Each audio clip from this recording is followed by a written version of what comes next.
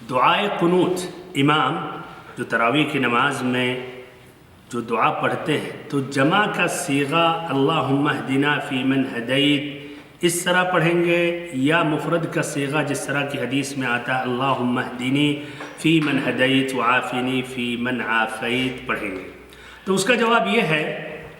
کہ اگر امام مفرد کا صیغہ یعنی اللہم اہدنی فی من ہدیت اے اللہ مجھے ہدایت دے، اگر یہ مفرد کا صیغہ یہ صیغہ میں پڑھ رہا ہے امام تو حقیقت میں اپنے لیے دعا کر رہا ہے، اور جو پیچھے آمین کہہ رہے ہیں وہ بھی اس شخص یا امام کی دعا پر آمین کہہ رہے ہیں، یعنی مزید تأکید کر رہے ہیں کہ یہ دعا کا مستحق صرف امام ہو۔ اور حقیقت یہ ہے کہ اگر مفرد کا صیغہ اللہم اہدنی فی من ہدیت وعافنی فی من عافیت یہ صیغہ اگر استعمال کر رہا ہے تو وہ باقی جو مقتدین ہیں ان کی خیانت کر رہا ہے، اس لیے اپنے لیے دعا کر رہا ہے، ان کے لیے دعا نہیں کر رہا ہے۔ اور یہ ابو داؤد، ترمذی، ابن ماجہ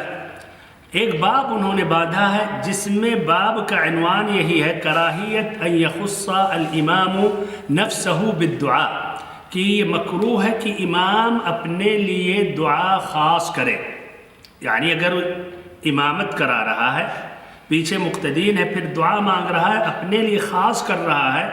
تو وہ یہ کہا کراہیت کے لفظ سے تعبیر ان ائمہ نے کی ہے۔ اور اس میں حدیث بیان کی حدیث ثوبان رضی اللہ عنہ کہ جب بندہ یا کوئی شخص امامت کرائے تو ولا یؤم قوما فیخص نفسہ بدعوۃ دونہم، اگر وہ امام بن رہا ہے تو ایسی دعا نہ مانگے جو اپنے لیے خاص کرے۔ بھائیوں اور بہنوں دیکھیے، اگر وہ دعائی کلمات جو آتے ہیں شریعت میں نبی صلی اللہ علیہ وسلم نے بتلایا، اگر وہ جمع کا صیغہ ہے تو جمع کا صیغہ استعمال کرنا چاہیے، وہ سب پر فٹ ہو جاتا ہے، مفرد کے لیے بھی مثنیٰ کے لیے بھی۔ جیسے السلام علیکم، اگر سامنے ایک ہے تب بھی السلام علیکم کہیں، کوئی حرج نہیں، دو ہے السلام علیکم سب اس میں شامل ہو گئے، تین ہے زائد ہے تب بھی السلام علیکم۔ لیکن کچھ دعائیں جو مفرد کا صیغہ ہے آپ وہ سامنے یا جس شخص کے لیے دعا کر رہے ہیں اس کا اہتمام کرنا ہوگا۔ جیسے جنازہ کی نماز میں اللہم اغفر لہو ورحمہ یہ ایک مفرد مذکر کا صیغہ ہے، لیکن اگر وہ میت وہ عورت ہے تو اللہم اغفر لہا ورحمہا وعافہا پڑھیں گے۔ ایسے ہی اگر کئی ہیں تو اللہم اغفر لہم ورحمہم ہیں۔ اسی لیے سبحان اللہ سورۃ الفاتحہ یہ بھی کہہ سکتے ہیں، ایک حکمت ہے